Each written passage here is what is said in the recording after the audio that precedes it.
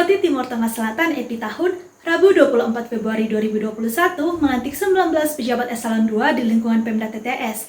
15 pejabat diantaranya dilantik dalam jabatan yang sama, sedangkan 4 pejabat lainnya dipromosikan dari jabatan eselon 3. Pelantikan para pejabat ini bagian dari upaya percepatan pelayanan pembangunan masyarakat di tengah pandemi COVID-19. Simak liputan selengkapnya. Bupati Timur Tengah Selatan Epi Tahun, Rabu 24 Februari 2021, melantik 19 pejabat eselon 2 di lingkungan Pemda TTS. 15 pejabat diantaranya dilantik dalam jabatan yang sama, sedangkan 4 pejabat lainnya dipromosikan dari jabatan eselon 3. Pelantikan para pejabat ini adalah bagian dari effort percepatan pelayanan pembangunan masyarakat di tengah pandemi COVID-19. Pelantikan pejabat eselon 2 di lingkungan Pemda TTS digelar secara virtual. 3 perwakilan pejabat eselon 2 yang dilantik didampingi rohaniawan agama Kristen Protestan, Katolik, dan Hindu mengikuti proses pelantikan di Aula Mutis kantor Bupati. Bupati Epi Tahun mengikuti dari Villa Haumeni rumah jabatan Bupati, dan pejabat yang dilantik mengikuti dari kantor dinas masing-masing. Dari 18 pejabat eselon 2 yang dilantik, 14 diantaranya dilantik dalam jabatan yang sama, sedangkan 4 pejabat lainnya dipromosikan dari jabatan eselon 3. Bupati juga melantik 1 pejabat eselon 4 di lingkungan Inspektorat Kabupaten TTS. 14 pejabat eselon 2 yang dilantik dalam jabatan yang sama, yakni Samuel Falo, jabatan lama Asisten 1 Bidang Sosial dan Pemerintahan Setda TTS, jabatan baru Asisten 1 Bidang Pemerintahan Setda TTS. Maksi Oematan, jabatan lama Asisten 3 Bidang Administrasi Setda TTS, jabatan baru Asisten 3 Bidang Administrasi Setda TTS.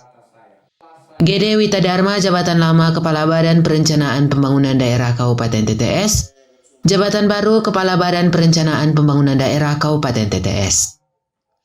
Aba Ani, jabatan lama Kepala Badan Pendapatan Daerah Kabupaten TTS, jabatan baru Kepala Badan Pendapatan Daerah Kabupaten TTS. Otniel Neonane, jabatan lama Kepala Dinas Tanaman Pangan Hortikultura dan Perkebunan Kabupaten TTS, jabatan baru Kepala Dinas Tanaman Pangan Hortikultura dan Perkebunan Kabupaten TTS. Selanjutnya Yupiter Pah, jabatan lama Kepala Dinas Ketahanan Pangan Kabupaten TTS, jabatan baru Kepala Dinas Ketahanan Pangan Kabupaten TTS. Rongki Mambait, jabatan lama Kepala Dinas Pengendalian Penduduk dan Keluarga Berencana Kabupaten TTS, jabatan baru Kepala Dinas Pengendalian Penduduk dan Keluarga Berencana Kabupaten TTS.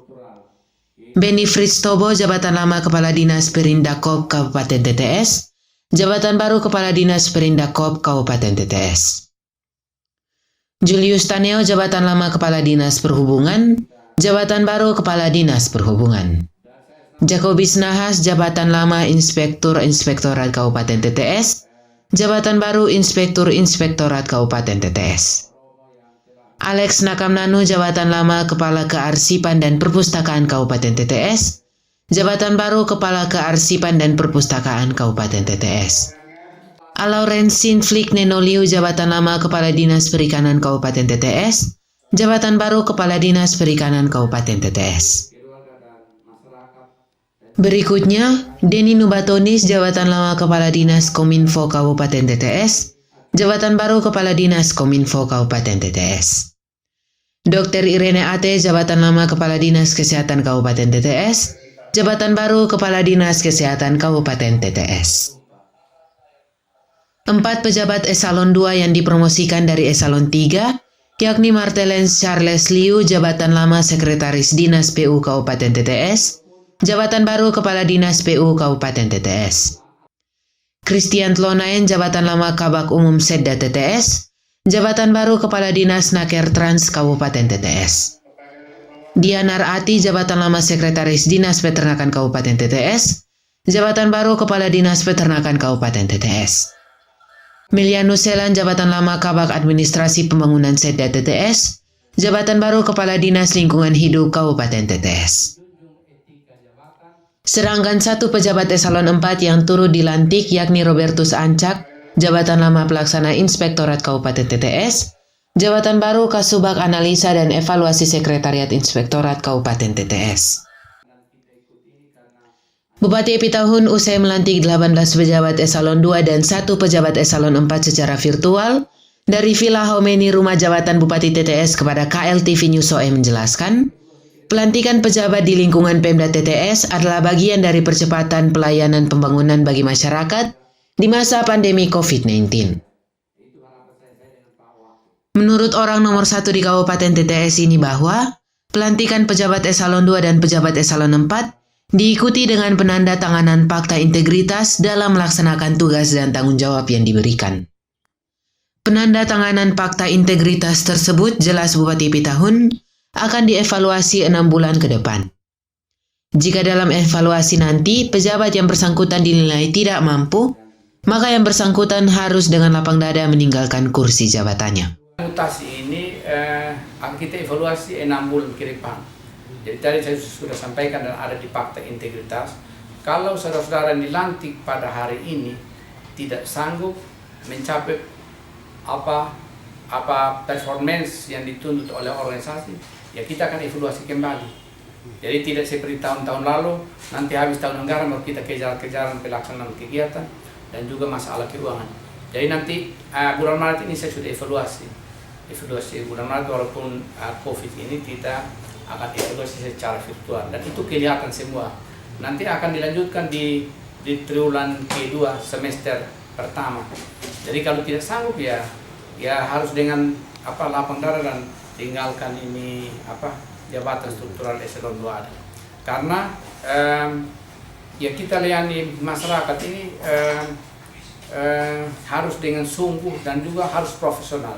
Selain sungguh tapi harus profesional di bidang jadi di bidangnya. Jadi dengan kondisi negara yang seperti ini kita jangan lengah untuk tidak berbuat, tetapi kita harus betul-betul bekerja untuk pelayanan masyarakat lebih prima dengan kondisi saat ini.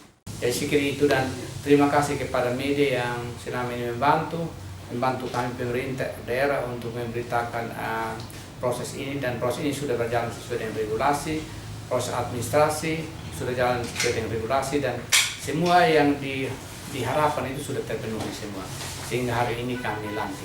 Nanti akan kita lanjutkan dengan pelantikan ke depan. Ada beberapa pejabat struktural yang harus dilantik karena kami masih menunggu pelantikan untuk catatan sipil. Catatan sipil itu harus izin sampai Kemendagri. Jadi izinnya harus sampai Kemendagri. Seleksinya sudah selesai, kita sudah laporkan, kita tunggu rekomendasi. Kalau rekomendasi sudah ada, baru kita bisa lantik, karena itu dia saling kait-mengait. Dan juga ada pejabat yang kondisi sampai saat ini ada terpapar virus corona, ada yang berluka sehingga kami pending. Harusnya kita undang untuk hari ini, tapi saya bilang kita manusiawi, jadi kita pending yang ada kedukaan, dan juga kita pending yang terpapar COVID ini. Jadi kalau setelah itu sudah sehat, akan segera mungkin kita lantik. Mungkin paling lambat minggu depan kita sudah harus lantik. Dan juga yang progres ke depan, ada beberapa jabatan yang long, yang kosong. Nanti akan ada pensiun, ada kurang lebih ada 3. Nanti habis ini kita langsung buka pendaftaran. Nanti di awal Maret ini kita sudah seleksi. Jadi nanti awal Maret, di April sudah ada pelantikan lagi. Atau paling lat itu bulan Mei kita sudah ada pelantikan, karena ada beberapa jabatan yang long dengan mutasi ini, ada long, ada yang pensiun, ada yang memang betul-betul long, ada staf ahli, ada 1 yang nanti long, ada sementara long, dan juga nanti ada beberapa dinas yang long karena karena pensiun, dan long karena memang belum terisi, belum dites kemarin.